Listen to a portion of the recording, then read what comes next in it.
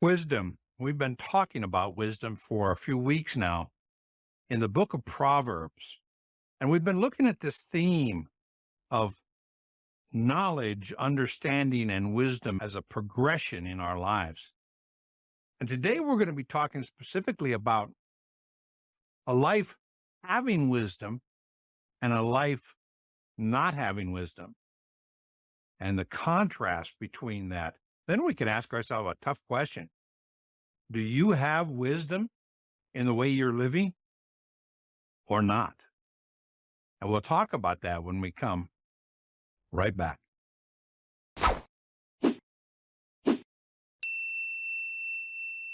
Hi, and welcome to Bible Study with Friends, where our goal is to help you get more impact from your Bible study. I'm here with my friend Tommy Thompson, and we are finishing today this theme that we've been looking at through the book of Proverbs. This theme of knowledge, understanding, and wisdom as a process, taking in knowledge, information, facts, then applying those facts to give us understanding of them and understanding of how they work and even why they work in some cases.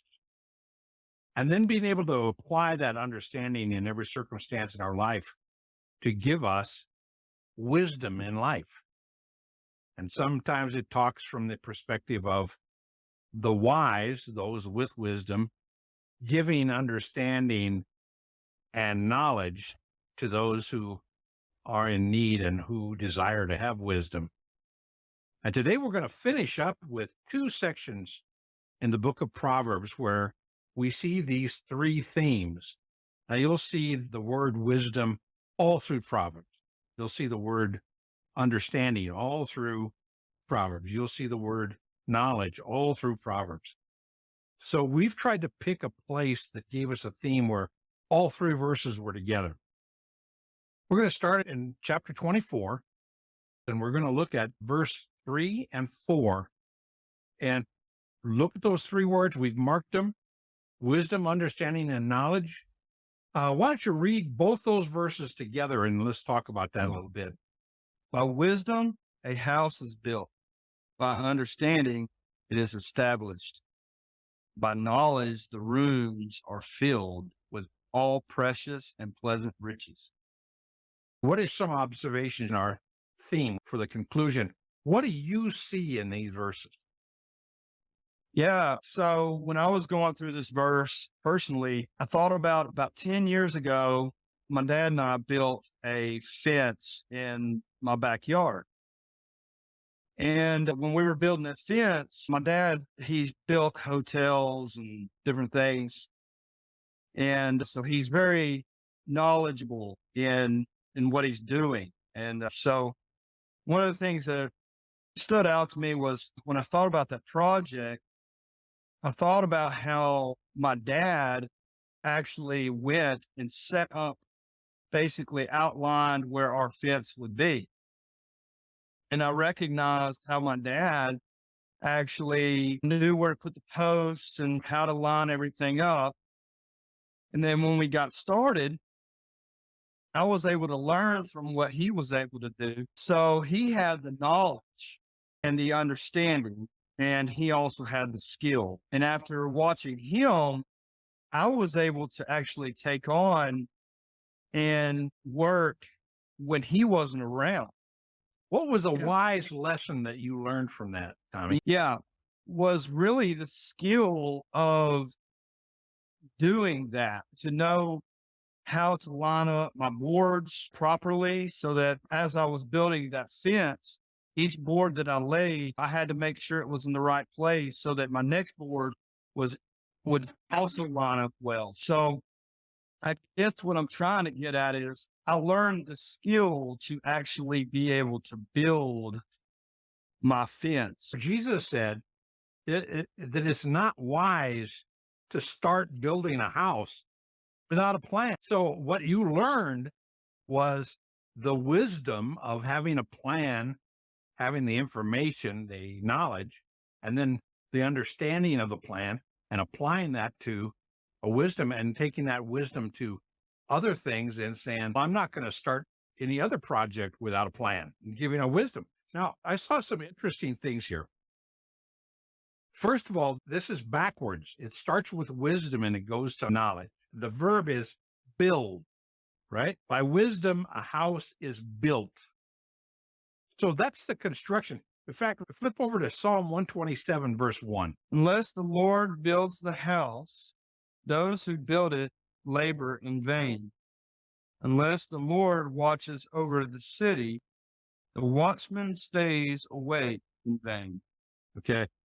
That's this idea of building the house is, yes, it's our efforts, but there's wisdom in knowing that we need to take our plans and then have the Lord do the actual building. Yeah. So that's a verse I thought of right away when it says, by wisdom, a house is built. The other place I think of building a house is when Jesus was talking about the house built on sand compared to the house built on a rock. Yes, I thought about that one too. I say it's just not wise to build a house on sand. So this idea that it takes wisdom to build the house. Then the next one is by understanding it. So what's the it? Understanding the wisdom, understanding how to, the skill that it takes to actually build the house. That understanding. By that a house is established. Now, what's the difference between a house being built and a house being established? I think about the being established would make sure that you have the right foundation start. That's exactly right. We're building an extension on our house for my wife and I. And the first thing they did was they dug the foundation for the concrete to build the house on. And as soon as that footing is laid, the house is established. It's not built yet, but it is established. That is where the house is going to be. Yeah. And that foundation is established. And then the last thing is by knowledge, the rooms are filled with all precious and pleasant riches. So building of the house is from wisdom and the Lord. Yeah. Giving that wisdom. And then the idea that I want to establish that house and a foundation for the house is understanding, and the knowledge fills the house with details, fills the house with understanding. So it's an interesting thing. And I applied that to not just construction of a house, but also to a home. Yeah. I want to establish a home relationship with my wife, with my children, with knowledge, because that's what's going to fill the rooms. But I want an understanding of the knowledge. Otherwise, you're just going to have a bunch of furniture in a field, right? Yeah. So this idea of establishing the house by understanding the knowledge, and then wisdom is what we build the house using the wisdom. It's the blueprint. Yeah, I think the reason why I was using that story about my dad and I building that fence was over time we talked about how when we see beginning with wisdom and we see in the son watch his dad actually do this, I was able to over time to build the skill to where there were times where I didn't need him anymore. Earlier in Proverbs, we talked about the wise person, the older person, tried to give that wisdom through understanding of the information, of the knowledge. And that's exactly what happened with your dad. Now look at our next verse. This is having wisdom, having understanding, and having knowledge builds the home. But there's an interesting, if we flip over to chapter 30 of Proverbs, and here we see that Proverbs isn't written totally by Solomon. There's a guy, and his name is Agur. Agur is interesting. He says, the son of Jacob, the oracle. Now, the word oracle means the bringer of a message of burden, this is a burden to bear. Now, it's interesting when you do some research, you find out nobody knows who Agur is. Nobody knows who Jacob is. And he says, I'm bringing this oracle and I'm declaring it to Ethiel and Ukal. And Nobody knows who Ethiol and Uka are. It's just, Yeah. these are behind the scenes people. They're not famous people, but there is still wisdom. And you can have wisdom and impart wisdom without being famous. And Agar, nobody knows who he is, but he brings a great message of our theme here. Now, read verse 2 and 3. Surely I am too stupid to be a man. I have not the understanding of a man. I have not learned wisdom, nor have I knowledge of the Holy One. So he is basically starting, I think he's starting from a rhetorical point of saying, look, I'm stupid. I don't have wisdom and understanding and knowledge. I just, it's lacking in my life. Now, why is it lacking in my life? And look at verse 4. Who has ascended into heaven and descended? And who has gathered the wind in his fist? Who has wrapped the waters in his garment? Who has established all the ends of the earth? What is his name or his son's name? Very interesting. It's very, God ascends and descends to the earth. Who has established, what is his name and what is his son's name? He's talking about who is his name and who is the one that's going to inherit from him. Yeah. And Jesus is the son of inheritance. He's God. So this idea of the answer is God has done all these things. I haven't. He descended from heaven and ascended from heaven. He gathered the wind in his fist. And it reminds me of the questions that God asked Job when he said, where were you when I formed the wind? Where were you when I made the mountains? And this kind of thing. We have to understanding wisdom and knowledge come from an understanding of who God is and who we are in comparison. And I think it's great that God chooses an unknown man, obviously humble, didn't have any reputation, nobody knows who he is. But yet he has this clear grasp. God is God. I'm not. And without God, I have no knowledge, no understanding, and no wisdom. And then he wraps up in verse 5 and 6. Every word of God is tested. He is a shield to those who take refuge in him.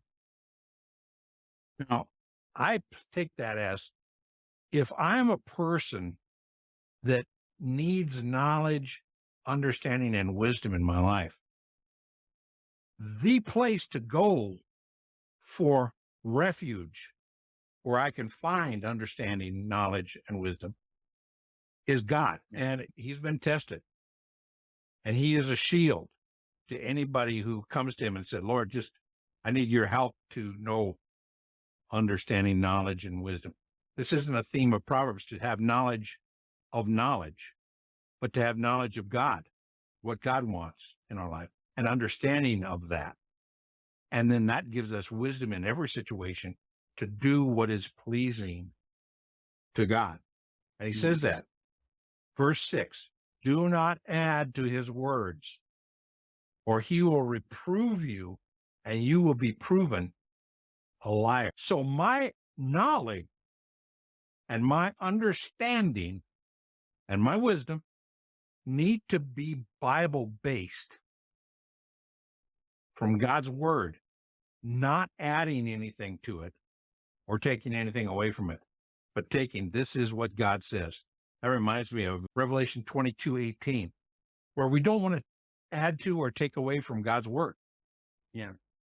Because that's not the right knowledge, it's not the right understanding, and it's not the right wisdom. So we talked about those that have knowledge and can apply it to building their lives, building their home. Those without knowledge need to come to God. Yeah. So my friends, if you've asked yourself the question, wait a minute, do I have knowledge?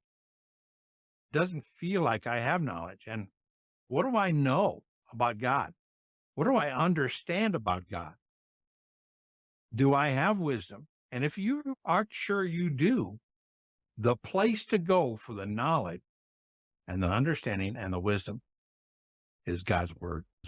And I hope that applies to you. I'm going to recommend a video that really shows it's not something man came up with. It's something God comes up with. And I think the lesson we've learned from this theme, Tommy, is that God is the source.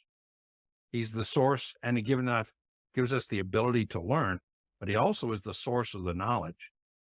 And he's the source of the understanding. Say, I got the fact, but I need to understand how they work. Where do I go to find that understanding? I go to God. Yeah. One of the things the Holy Spirit gives us, in John 14 and 15, Jesus sends the Holy Spirit to teach us, to give us understanding so that we can apply wisdom to our lives. Any comments as we end? Yeah, essentially what I saw from Agler was a man who, like you said, otherwise would not be known, but he was a man of repentance. He gave a perfect view of what repentance would look like when one who recognizes that they are a sinner in rebellion of God and who turn from that to trust in God as their Lord and as their Savior. Yeah. I really see Agler as the guy who did. He humbled himself and turned to God for his wisdom. And recognize that God is the source Yeah, of God. those things. Right. That God was the one that was going to give him knowledge and understanding and wisdom. I think that's an important lesson for us. Hope you guys have enjoyed this theme through the book of Proverbs, through the book of wisdom. And there are a lot of other things to see in Proverbs, and maybe we'll come back and do another study in Proverbs in the future. We've been talking about wisdom and a life with wisdom and a life without wisdom. And this whole theme in the book of Proverbs has been about wisdom and achieving wisdom through knowledge, understanding that knowledge, and applying that understanding to give us wisdom in every situation. I want to make a recommendation of a video called The Plain Gospel, God's Wisdom, Not Man. So we'll see that there are some variations in wisdom. We are finished with the book of Proverbs. We'll continue other Bible studies